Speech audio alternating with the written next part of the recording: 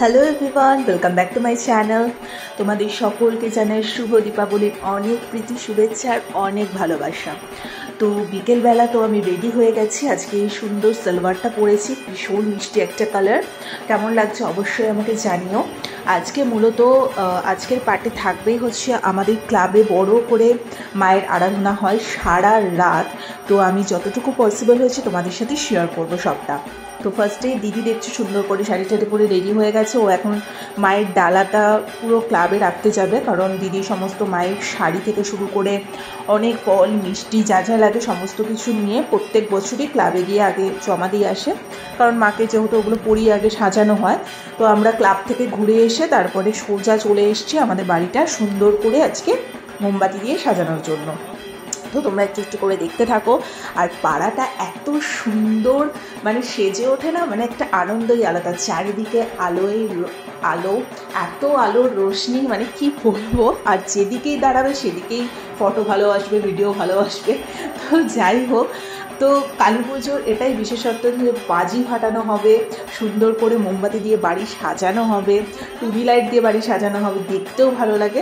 আর নিজেদের সাজগোজ তো তার সাথে আছেই।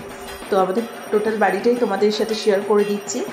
আর টোটাল লোকালিটিটাই মানে আমাদের যারা যারা পাশে আর থাকেন সকলের বাড়িতে খুব সুন্দর করে আলোকসজ্জা করা হয়েছে।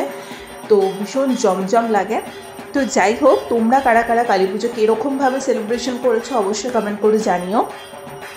তো আমাদের বাড়িটা সাজানো কেমন লাগছে সেটা অবশ্যই বলো। তো বাড়িটা সাজানোর পরে তারপর ভাবলাম চল একটুখানি বাজি ফাটানো যাক। তো দিদি তো বাজি ফাটাতে ভীষণ ভয় পায়, দিদি ফুলঝুরি ছাড়া কিছুই ফাটায়নি। তো বাকি তুবড়ি চড়কা সেগুলো আমিই ফাটিয়েছি বেশ কিছুটা। তো যাই হোক, তোমাদের সাথে শেয়ার করে দেবো সেটা। আর বাজি প্রচুর কিনে রাখা আছে, কিছু কাল মানে আজকে ফাটিয়েছি, কিছু কাল ফাটাবো, মানে এইভাবে চলতে থাকবে। হ্যাঁ,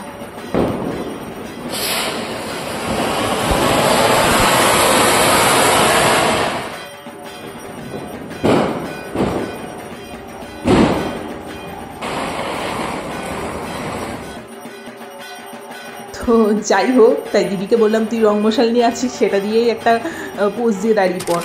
তো তারপরে আমি একদম রেডি মানে হয়ে গেছি, মানে রেডি হয়ে গেছি বলতে একদম আউটফিট চেঞ্জ করে ফেলেছি, চুড়িদার ফুড়িদার পুরো মানে চেঞ্জ করে একদম হালকা পাতলা একদম নরম কাপড়ের টপ আর একটা প্যান্ট পরে নিয়েছি।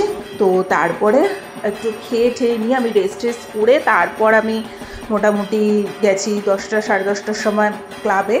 তখন গিয়ে দেখছি দিদি অলরেডি ক্লাবে গিয়ে সমস্ত কাজটা স্টার্ট করে দিয়েছে। তো এখানে 108টা বেলপাতা বাজতে হবে, তারপরে ধূপবা বাজতে হবে, এছাড়া হাতে হাতে ওরা সবাই মিলে প্রচুর কাজ করে। তো আমি ছোটো ছোটো করে ভিডিও করলাম। তার সাথে আমার একটা ফ্রেন্ড মিলন দীপান্বিতা, ওরাও এসেছিলো, ওদের সাথেও একটু ছবি তুলে নিলাম, বেশ অনেকক্ষণ আড্ডা ফাড্ডাও মারলাম। তো যাই হোক, যথারীতি পুরোহিত আস্তে আস্তে মোটামুটি 11:30 হয়ে গেছে। আর পুজো শুরুই হয়েছে 12টা থেকে। তো সমস্ত জোগাড়যন্ত্র তো চলছে, এবার তোমরা পুরোটা দেখো।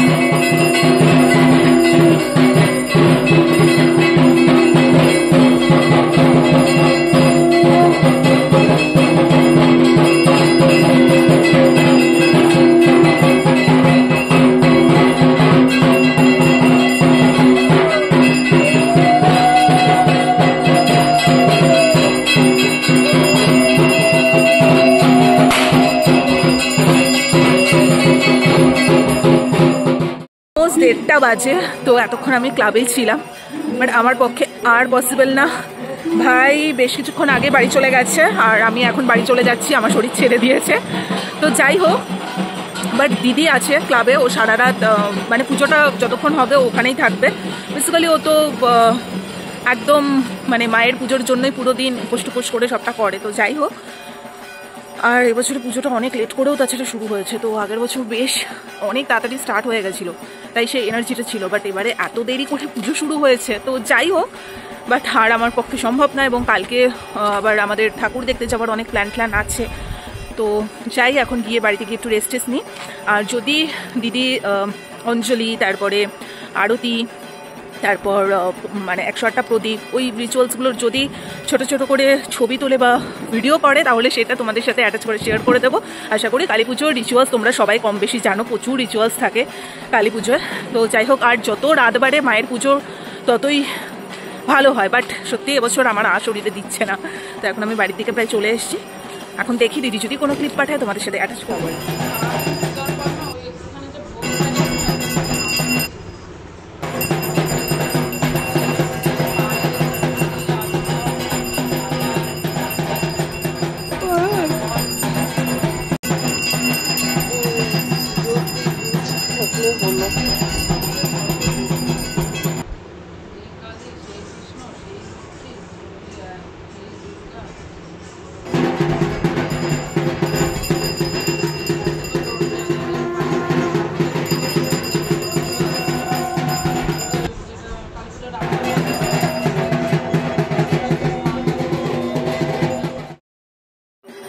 তো আরতির পাঠ, তাছাড়া 108টা প্রদীপের পাঠ আর বলিদানের পাঠটা তোমাদের সাথে শেয়ার করলাম। ওটা দিদি একটু ক্লিপ পাঠিয়ে দিয়েছে, সেটাই তোমাদের সাথে অ্যাটাচ করে দিলাম, বিকজ আমার শরীরে আর দিচ্ছিল না।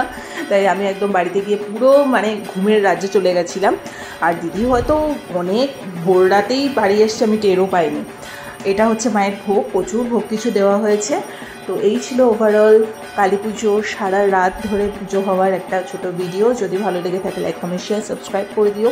মা সকলের মঙ্গল করুক, সকলের ভালো করুক, সকলে খুব আনন্দের সাথে দিনগুলো উদযাপন করো। তো এরপরে আমি মধ্যমগ্রামে বন্ধুদের সাথে ঠাকুর দেখতে যাব, সেই দিনের ভিডিও নেক্সট দিন আসছে। তারপরে খুব সুন্দর একটা ভিডিও তোমাদের সামনে নিয়ে আসবো, সেটার জন্য একটু অপেক্ষা করো। তাছাড়া তো ভাইফোঁটা আছেই, সব মিলিয়ে ঝুলিয়ে অনেক ভিডিও এখন আসবে।